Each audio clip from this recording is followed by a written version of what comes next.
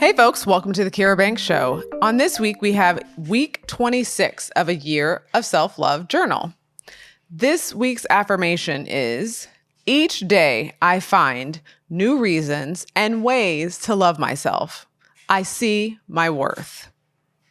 And we're halfway through. So this is an extra special week. You're halfway through the year of self-love journal. We are halfway through this journal. When I started this process at the beginning of this year, my partner who produces this show, Aaron, said to me, like, are you sure every week? Really? And he asked, or maybe he didn't ask right away, but he wondered. We've had this conversation because he knows me. I can get excited about things. And I mean, typically if I get excited, I follow through, but sometimes I don't. And so in his mind, he was like, we're really doing this weekly? I was like, no, really. I think this is what people want. I think this is what people need in this moment. There is so much happening in the world. It is chaos in many ways. And so when I focused on self-love, I wasn't doing it in a way to escape or bypass what's happening in the world. I was doing it in a way to ground us. So this is perhaps it's my psychology training, right? This is the psychologist in me saying, in order to show up in all of the different fights that we have in this world for social justice, for seeing the humanity in others, we need to be grounded in a sense of love of self, which often opens up a love for others, recognizing that we have love for ourselves and that we have to foster that can sometimes be a way to help us see the humanity in others when we've lost that. Not that everyone has. But this focus on self-love is not about being individualistic or self-indulgent. It's about grounding us, deepening our self-awareness and our love for ourselves, and finding ways to then be able to show up in community in a more healthy, abundant way. So with that, I want you to reflect on this halfway point. What have you learned about yourself? What have you learned about self-love? What shifted? What are you celebrating? I really want to hear your thoughts in the comments at me across all social media platforms. I want to hear what has shifted for you. I know for me, while I was clear that I wanted to do this series and that I felt like people needed some individual kind of grounding to help them show up better in community, I think I underestimated how much work I had to do in terms of cultivating a sense of self-love. I knew I had work to do, right? But for me, what shifted is I think I have more self-compassion for myself. I think I have more of a willingness to accept my mistakes and not feel defeated or less than because of them, but feeling their weight, but learning the lessons and knowing that through all of that, I'm worthy. Through all of that, I am enough. Through all of that, I deserve love from myself.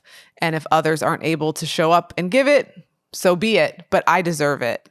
And so that's that like solid sense of knowing is something that has grown for me and is a shift.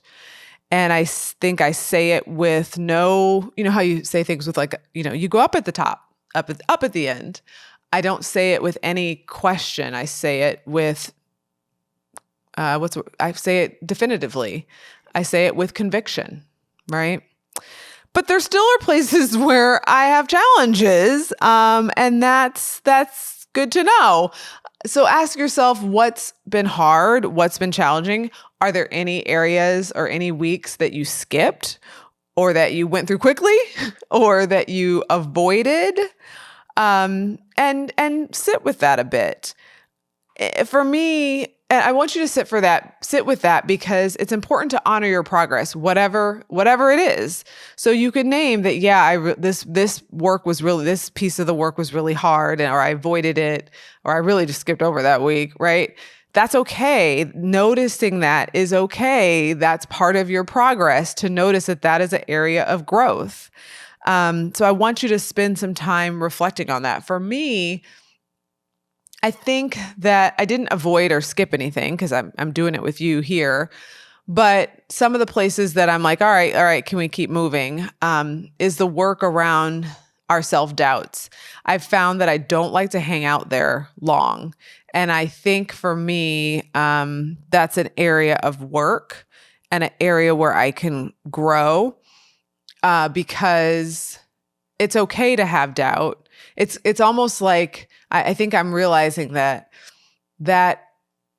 lack of desire to hang out too long in doubt is because I'm not trusting myself that I'll be able to get out of it.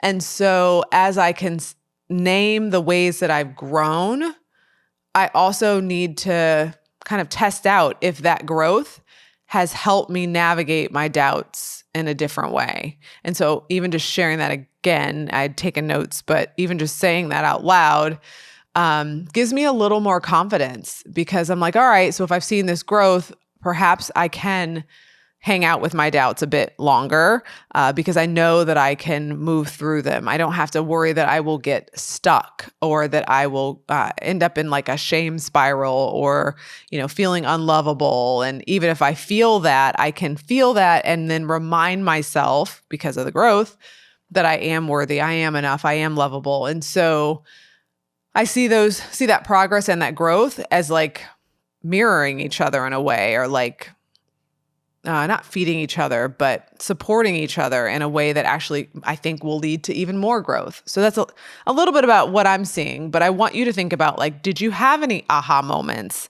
Where do you need to seek support? It's okay to need help. There's nothing wrong with needing help or needing support or needing accountability.